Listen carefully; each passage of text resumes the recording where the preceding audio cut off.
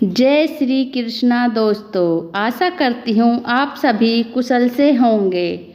आज की इस वीडियो में मैं आपके लिए बैसाख स्नान की बहुत सुंदर कहानी लेकर आई हूँ। एक समय की बात है, किसी नगर में एक राजा रहता था जो बहुत दयावान और भगवान विष्णु का परम भक्त था। वह हर वर्ष गंगा जी में बैसाख स्नान करता था। एक समय जब बैसाख मास आया तब राजा ने निश्चय किया कि मैं इस नगर का राजा हूँ, मुझे पूर्ण अधिकार है कि मैं सबसे पहले गंगा जी में स्नान करूँ। उसने सारे नगर में ढिंढोरा पिटवा दिया कि गंगा जी में सबसे पहले वह स्नान करेगा और बाद में सब। यदि कोई पुरुष उससे पहले स्नान करेगा तो उसे वह अपना आधा राज्य दे देगा, और यदि कोई स्त्री उससे पहले स्नान करेगी तो वह उससे विवाह कर लेगा। ऐसा कहकर राजा ने गंगा जी के घाट पर पहरा कड़ा करवा दिया। पहरेदार सारी रात गंगा जी पर पहरा देते और राजा सबसे पहले घाट पर आता और स्नान करता, परंतु उसे घाट गीला मिलता था और पानी हिलता हुआ दिखता था। राजा ने घाट पर पहरा और कड़ा करवा दिया, परंतु रोज का यही नियम था, क्योंकि घाट के किनारे पेड़ पर एक बंदरिया रहती थी जो रोज सुबह सबसे पहले गंगा जी में स्नान करती थी। अपने पिछले जन्म के कुकर्मों से उसे बंदरिया का जन्म मिला था और उसे अपना पिछला जन्म याद था। वो भगवान विष्णु की भक्त थी, इसलिए बैसाख स्नान करती थी। देखते ही देखते बैसाख मास समाप्त होने को आया। एक दिन एक सिपाही ने बंदरिया को स्नान करके निकलता हुआ देख लिया और उसे पकड़ लिया और राजा के आने पर उसे बताया कि यह आपसे पहले यहाँ स्नान करती है। बंदरिया को देख राजा को आश्चर्य हुआ। तब बंदरिया ने इंसानों की भाषा में उसे सारी बात बता दी। अब राजा ने जैसे कि प्रण किया था, उसे बंदरिया से शादी कर ली। बंदरिया को यह पता था कि उसके बैसाख स्नान के फलस्वरूप वह रानी बनी है। राजा ने बंदरिया के साथ अपना पति धर्म निभाया।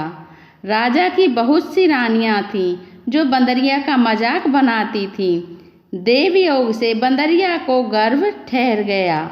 धीरे धीरे 9 महीने का समय बीता और बच्चा होने का समय नज़दीक आ गया। एक दिन बंदरिया ने राजा से पूछा, जब बच्चा होने को होगा तो मैं आपको कैसे बताऊंगी। राजा ने बंदरिया के कमरे में एक घंटी लगवा दी और बोला, जब तुम्हें दर्द हो तो ये घंटी बजा देना, मैं आ जाऊंगा। जब बाकी रानियों ने घंटी देखी तो पूछने लगी, ये घंटी क्यों लगवाई है। तो बंदरिया ने सारी बात उन्हें बता दी। रानियां हंसने लगीं और बोलीं, जरा बजाकर तो देखो राजा जी आते हैं भी या नहीं। बंदरिया ने घंटी बजा दी। राजा दौड़ा दौड़ा आया और पूछने लगा, क्या हुआ, दर्द हो रहा है। बंदरिया बोली, मैं तो देख रही थी आप आते हैं या नहीं। यह सुनकर राजा को बहुत गुस्सा आया। उसने घंटी उतरवा दी। एक दिन बंदरिया को दर्द होने लगा तो रानियां बोली, तू आंखों पर पट्टी बांधकर लेट जा, इससे तुझे दर्द नहीं होगा। बैसाख मास के पुण्य के प्रभाव से बंदरिया ने एक बहुत सुंदर पुत्र को जन्म दिया। उसे देखते ही सभी रानियां चिढ़ गईं, क्योंकि उनके कोई संतान नहीं थी। वह सोचने लगी, अब यह राजकुमार बनेगा और बंदरिया राजमाता बन जाएगी। उन्होंने एक योजना बनाई और बड़ी रानी बच्चे को कपड़े में ढककर बाहर ले गई। दासी को बच्चे को देकर बोली, इसे नदी में बहा दो। ऐसा कहकर रानियों ने बंदरिया के पास पत्थर रख दिया। जब राजा आया, पूछने लगा कि क्या हुआ है, तब रानियां बोली, इस बंदरिया ने तो पत्थर जना है। राजा ने सोचा, जब बाकी रानियों को बच्चा नहीं हुआ तो इस बंदरिया को कैसे होगा। उधर जब वह दासी बच्चे को नदी में बहाने लगी तो उससे ऐसा नहीं किया गया। दासी ने देखा कि नदी के किनारे एक कुम्हार मिट्टी के बर्तन बना रहा है।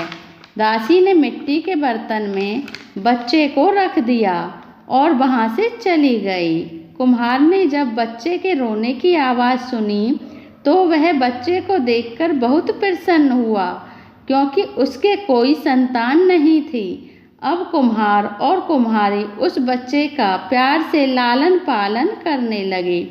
वह जानते थे कि ये बच्चा किसी उच्च परिवार का है, क्योंकि वह एक रेशमी कपड़े में लिपटा हुआ था।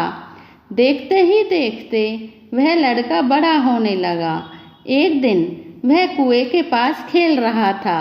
संयोगवश वही दासी कुएं के पास आई और अपनी सहेली से बात करने लगी। बातों बातों में उसने बंदरिया के बेटा होने की सारी बात बताई और यह भी कहा कि उसने बच्चे को एक कुम्हार के बर्तन में रख दिया था। लड़के ने सारी बात सुन ली और जाकर कुम्हार को सारी बात बता दी। यह सुनकर कुम्हार बोला, इसका मतलब तुम राजा के पुत्र हो, बंदरिया तुम्हारी माता है। परंतु यदि हम यह बात राजा को कहेंगे तो रानियां हमें झूठा साबित कर देंगी।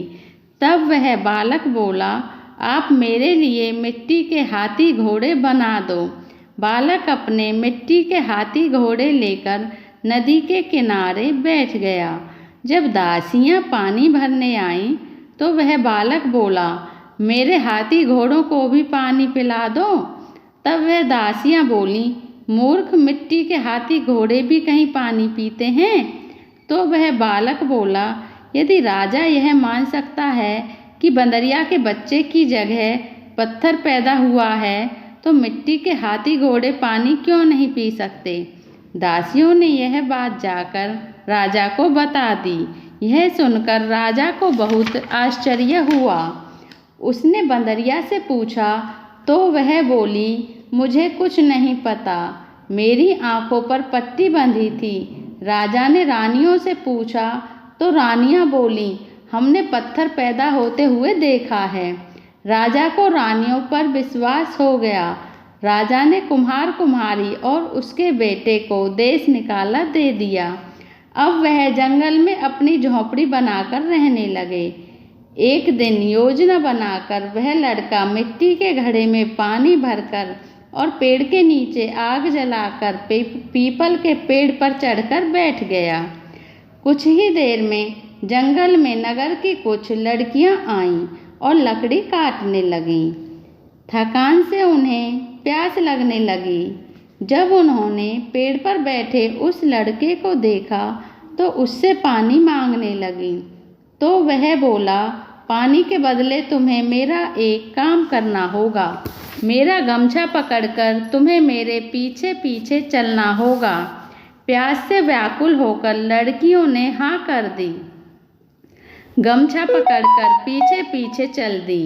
लड़कियों ने पीपल और अग्नि के चक्कर लगाने शुरू कर दिए। फिर उन्हें पानी पिला दिया। पानी पीकर सभी लड़कियां अपने घर चली गईं। घर जाकर उन्होंने सारी बात अपने माता पिता को बताई। सभी लोग इकट्ठे होकर राजमहल में पहुँचे। वहाँ राजपुरोहित जी को सारी बात बताई गई तो वह पूछने लगे, पीपल के साथ क्या वहाँ अग्नि भी थी? तो लड़कियां बोली, हाँ, अग्नि भी थी। राजपुरोहित बोले, इन सभी लड़कियों का विवाह उस लड़के से हो गया है। अब राजा सभी के साथ उस लड़के से मिलने जंगल में पहुंचा और बोला, तुमने इन लड़कियों से विवाह किया है? लड़का बोला, हाँ, मैंने इन सभी से विवाह किया है। राजा बोला, अब तुम्हें इन सभी को अपने साथ रखना होगा। लड़का बोला, मैं तो जंगल में यहाँ वहाँ घूमता हूँ, मेरे पास तो घर भी नहीं है, इन्हें कहाँ रखूँगा। तब राजा ने लड़के से कहा, तुम हमारे साथ नगर में चलो, मैं तुम्हारे लिए घर बनवाऊँगा जहाँ तुम इनके साथ रह सकते हो। देखते ही देखते उसका घर तैयार हो गया और उसकी सभी पत्नियों को एक एक पुत्र रत्न प्राप्त हुआ। अब लड़के ने राजा को रानियों के साथ भोजन पर आमंत्रित किया। राजा सभी रानियों के साथ उसके घर गया, किंतु बंदरिया को नहीं ले गया। तब लड़के ने पूछा, आप अपनी सबसे छोटी रानी को साथ लेकर क्यों नहीं आए? राजा बोला, उसे समझ नहीं है, इसलिए बाहर नहीं आती जाती। लड़के के आग्रह करने पर बंदरिया को वहां बुलाया गया। बंदरिया के आते ही लड़के ने उसके पैर छुए और उसे पूजा में बिठाया। अपनी सभी पत्नियों से कहा, रानी माँ का आदर करते हुए एक एक कर अपने बच्चों को इनकी गोद में दो और इनका आशीर्वाद लो। ये सब देखकर बाकी की रानियां चिढ़ गईं और राजा से बोलीं, हमें बुलाकर यह हमारा अपमान कर रहा है, हम यहाँ नहीं रुकेंगे। ऐसा कहकर सभी रानियां वहाँ से जाने लगीं। तभी लड़का बोला, ये मुझे जन्म देने वाली मेरी माँ है। राजा बोला, ये तुम क्या कह रहे हो? तब लड़के ने रानियों की योजना की सारी बात राजा को बता दी और दासी से गवाही दिलवाई। यह सुनकर राजा को बहुत क्रोध आया और उसने अपनी सभी रानियों का त्याग कर दिया और राजा बंदरिया रानी, पुत्र, बहू और पोतों के साथ महल में सुखपूर्वक राज करने लगा। हे विष्णु भगवान, जैसी कृपा आपने उस बंदरिया पर की, वैसे ही इस कहानी को कहने वाले, सुनने वाले और हुंकार भरने वाले सब पर कृपा करना। श्रीमन नारायण की जय हो।